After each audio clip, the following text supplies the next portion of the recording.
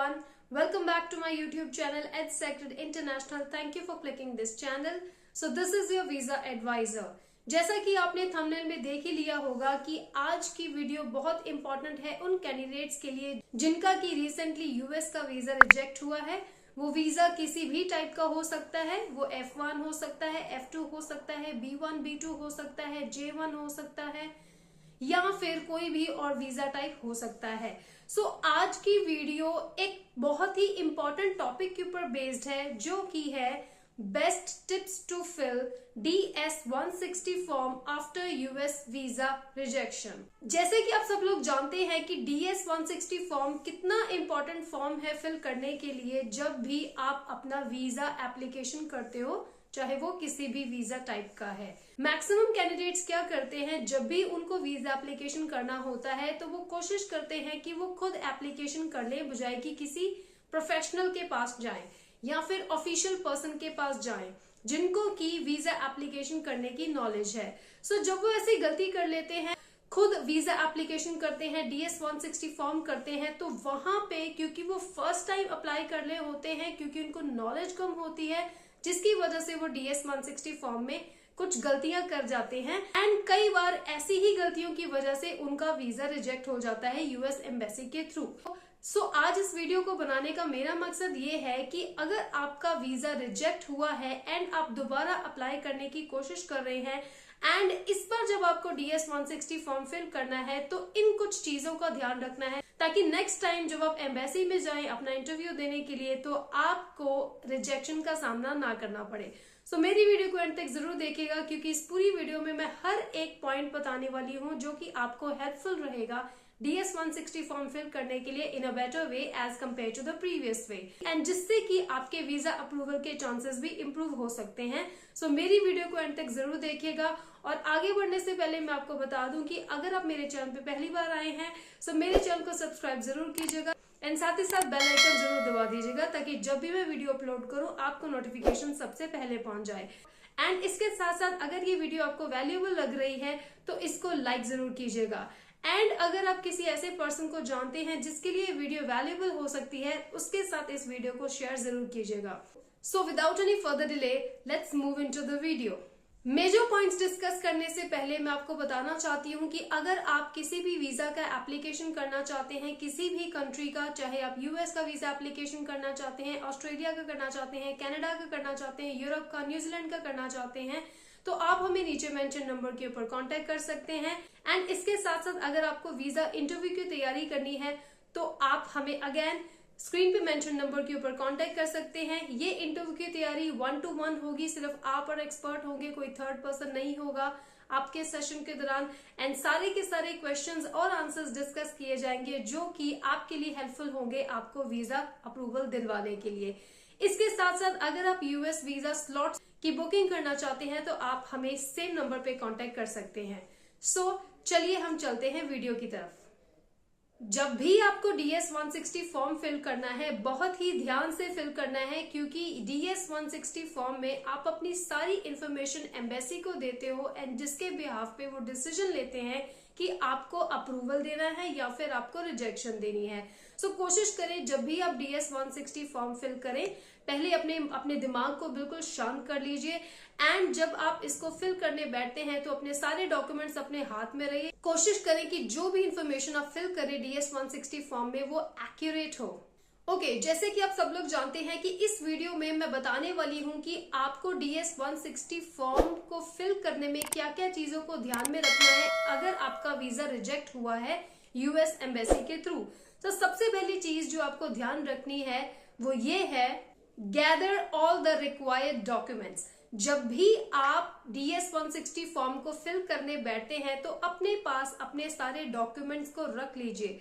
उसमें आपका birth certificate आ जाता है, आपका पासपोर्ट आ जाता है, आपके एकेडमिक डॉक्यूमेंट्स आ जाते हैं, आपके वर्क रिलेटेड डॉक्यूमेंट्स आ जाते हैं, फाइनेंशियल डॉक्यूमेंट्स आ जाते हैं एंड और भी कुछ डॉक्यूमेंट्स जैसे कि आपकी प्रॉपर्टी से रिलेटेड डॉक्यूमेंट्स या कोई और डॉक्यूमेंट्स जो कि आपके वीजा टाइप के अकॉर्डिंग चाहिए होते हैं। सो सारे डॉक्यूमेंट्स आप एक ही बार अपने पास रख लीजिए जब भी आपको DS-160 फॉर्म फिल करना है। सेकेंड इंपॉर्टेंट ये है, रिव्यू योर प्रीवियस एप्लीकेशन। जब भी आप DS 160 फॉर्म फिल करने बैठे तो सबसे पहले अपना पिछला वाला एप्लीकेशन एक बार प्रॉपरली चेक कर लेना है कि लास्ट टाइम आपने कौन कौन सी डिटेल्स फिल की थी। आपका नाम क्या था, आपका सरनेम क्या था, आपका एज क्या था, डेट ऑफ बर्थ क्या था, या फिर और भी बहुत सारी चीजें जो आपसे रिलेटेड है वो आपने एक बार प्रीव्यू कर लेनी है कि पहले आपने कौन कौन सी इंफॉर्मेशन दी थी, एंड उसके हिसाब से ही आपको नेक्स्ट इंफॉर्मेशन प्रोवाइड करनी है DS 160 फॉर्म में। कोशिश करें कि सिर्फ उन्हीं चीजों में चेंजेस करने हैं जिसमें चेंजेस रिक्वायर्ड हैं। बिना मतलब के या बिना बात के कोई भी ऐसे चेंजेस नहीं करने हैं जिसका कि जवाब आपको बाद में देना मुश्किल हो जाए एम्बेसी को। थर्ड इंपॉर्टेंट पॉइंट जो कि आपको ध्यान में रखना है वो ये है, फिल द फॉर्म एक्यूरेटली। जो भी आप डिटेल्स फिल करते हैं कोशिश करें कि आपकी हर इंफॉर्मेशन एक्यूरेट हो। ये ऐसा नहीं करना है कि आपके जो मन में इंफॉर्मेशन आती है आप वही फिल कर लें, या आपको लगता है कि शायद मैं कुछ झूठ बोल दूंगा DS 160 फॉर्म में तो शायद मुझे अप्रूवल मिल जाएगा। ऐसी कोई बात नहीं है। जितनी सच इंफॉर्मेशन और एक्यूरेट इंफॉर्मेशन आप DS 160 फॉर्म में फिल करेंगे उतना ही अच्छा आपके लिए रहेगा अपने आप को प्रूफ करना एम्बेसी में जाके। ऑनेस्ट आंसर्स देने की कोशिश करनी है, एंड खास करके अगर आपका प्रीवियस रिजेक्शन रहा है, चाहे आपका एक रिजेक्शन रहा है, चाहे 2 रिजेक्शंस रहे हैं, 2 से ज्यादा रहे हैं, कोशिश करें कि हर एक बात को क्लियरली DS 160 फॉर्म में बताना है, एंड किसी भी रिजेक्शन को छुपाने की कोशिश नहीं करनी, क्योंकि ऑलरेडी US MSc के पास आपका डेटा होता है। तो अगर आप कोई झूठ बोलते हो DS 160 फॉर्म फिल करते वक्त, या फिर कोई गलत इंफॉर्मेशन आप डालते हो, तो ऑटोमेटिकली आपका इंप्रेशन US MSc के ऊपर बुरा पड़ेगा। सो कोशिश करें कि सही इंफॉर्मेशन दे, ऑनेस्ट इंफॉर्मेशन दे।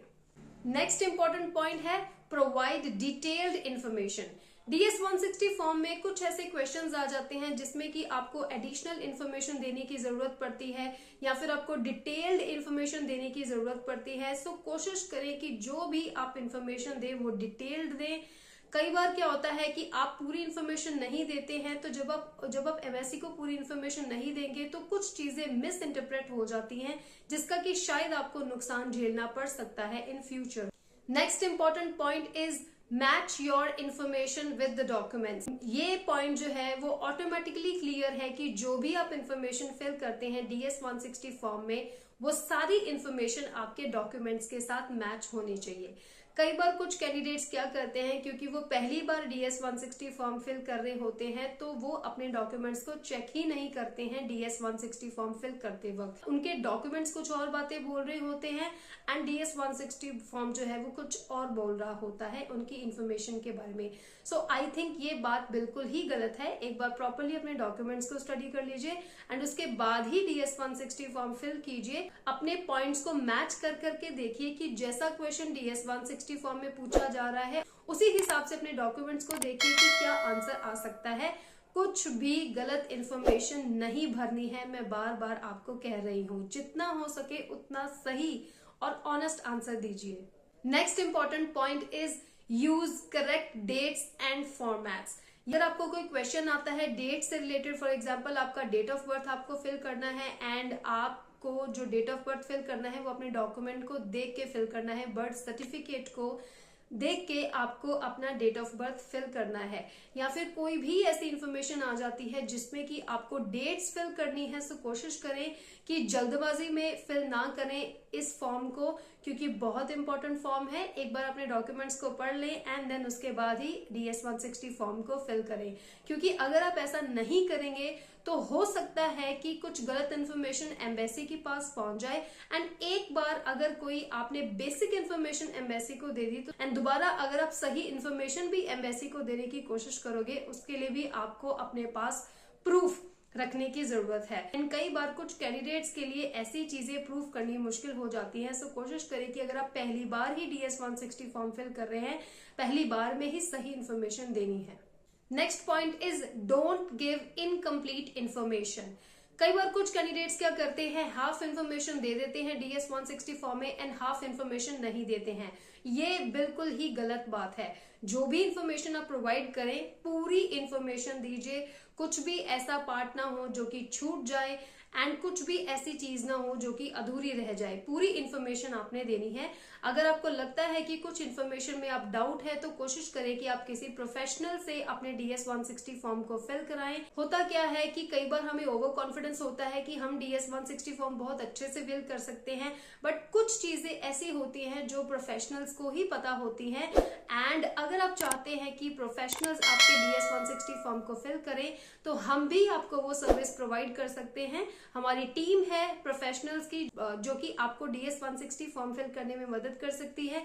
अगर आप चाहते हैं कि हम आपके DS 160 फॉर्म को फिल करें प्रोफेशनली तो आप स्क्रीन पे मेंशन नंबर के ऊपर हमें कांटेक्ट कर सकते हैं। Next point is don't give outdated information. अगर आपके पास कुछ ऐसे डॉक्यूमेंट्स हैं जो कि आउट ऑफ डेट है या फिर अपडेट होने वाले हैं कि कोशिश कीजिए कि पहले आप अपने डॉक्यूमेंट्स को अप टू डेट करा लीजिए एंड देन उसके बाद ही इंफॉर्मेशन को फिल कीजिए DS 160 फॉर्म में। क्योंकि अगर आप अप टू डेट इंफॉर्मेशन नहीं देंगे तो हो सकता है कि इसका नुकसान आपको झेलना पड़े या फिर अपने आप को बाद में प्रूफ करना पड़े कि आपने आउटडेटेड इंफॉर्मेशन क्यों दी। एंड उसके बाद आपके पास अपडेटेड इंफॉर्मेशन, अपडेटेड डॉक्यूमेंट्स होने चाहिए। Next important point is save your application frequently. Make sure कि आप अपने एप्लीकेशन को रेगुलरली सेव करते जाएं ताकि आपका कोई डाटा लूज ना हो जैसे जैसे आप प्रोग्रेस कर रहे हैं अपने DS 160 फॉर्म को फिल करने में। Next important point is ensure that you are using correct DS 160 form according to your visa type। जो भी आपका वीजा टाइप है उसके हिसाब से ही आपका DS 160 फॉर्म हो, तो कोशिश करें कि आप सही DS 160 फॉर्म को ही फिल करें, किसी और वीजा टाइप के DS 160 फॉर्म को फिल ना करें। So these were all the points जो कि आपको ध्यान रखने हैं DS 160 फॉर्म फिल करने के लिए अगर आपका US का वीजा रिजेक्ट हुआ है रिसेंटली। बहुत ही इंपॉर्टेंट पॉइंट्स मैंने डिस्कस किए हैं। अगर आपको ये वीडियो हेल्पफुल लगी तो इस वीडियो को लाइक जरूर कीजिए एंड अगर आप किसी ऐसे पर्सन को जानते हैं जिसके लिए वीडियो वैल्यूएबल हो सकती है उस पर्सन के साथ इस वीडियो को शेयर जरूर कीजिए। एंड साथ ही साथ ऐसे ही और वीडियोस को मिस अगर नहीं करना चाहते तो मेरे चैनल को सब्सक्राइब कर दीजिए एंड साथ ही साथ बेल आइकन जरूर दबा दीजिए ताकि जब भी मैं वीडियो अपलोड करूं आपको नोटिफिकेशन सबसे पहले पहुंच जाए। Thank you for watching. Stay fit and stay healthy.